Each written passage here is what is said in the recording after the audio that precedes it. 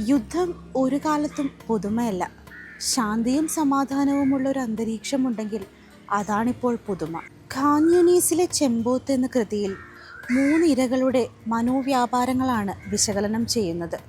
വെള്ളപ്പുതപ്പണിഞ്ഞ പരുത്തിപ്പാടത്തിന് നടുവിൽ ചെമ്പരത്തി വേലിക്കപ്പുറം വെറും മണ്ണിൽ തീർത്ത വീട്ടിലെ പെൺകുട്ടി അനാബ്. ഒരു കാൽമുട്ടിന് താഴെയും മറ്റൊന്ന് തുടയോടും ചേർത്ത് അറുത്തുമാറ്റപ്പെട്ടവൾ.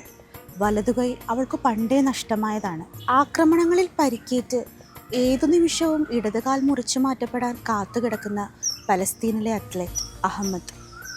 രാജ്യം തകർന്നു തരിപ്പണമായവൾ. സാമ്രാജ്യത്വ ശക്തികൾക്ക് വിറ്റ ലങ്കയിലെ സ്ത്രീ ചതുര. പണ്ടെപ്പോഴോ ജോലി തേടി ഇവിടെ എത്തിയതാണ്. ജോലി ചെയ്ത ആശുപത്രികളൊന്നും ഇപ്പോൾ ബാക്കിയില്ല. 4-മത്തെയാൾ ഒരു ചെമ്പോത്താണ്.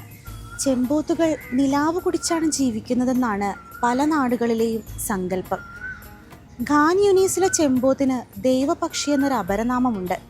അപകടം വരുന്നത് നേരത്തെ തിരിച്ചറിയാനുള്ള കഴിവുകൾ ഇവയ്ക്കുണ്ടെന്ന് ചതുര പറയുന്നു. ആരാണ് തങ്ങളുടെ ജീവിതം താറുമാറാക്കിയതെന്ന് ലോകത്തിലെ ഓരോ മനുഷ്യരും ചോദിച്ചുകൊണ്ടിരിക്കുന്ന കാലത്താണ് ഈ കഥ ഇറങ്ങുന്നത്. ഉത്തരം എല്ലാവർക്കും അറിയാം. പക്ഷെ ചൂണ്ടാൻ വെമ്പുന്ന വിരലിനെ പണ്ടില്ലാത്ത വിധം ആരോ പിൻവലിക്കുന്നുണ്ട്. പിൻവലിക്കുന്ന ആ നിമിഷത്തെ വെറുതെ വിടാതിരിക്കാനാണ് റസീന ഈ കഥ എഴുതിയത്. ഖാൻ യൂനീസിലെ ചെമ്പോത്ത്.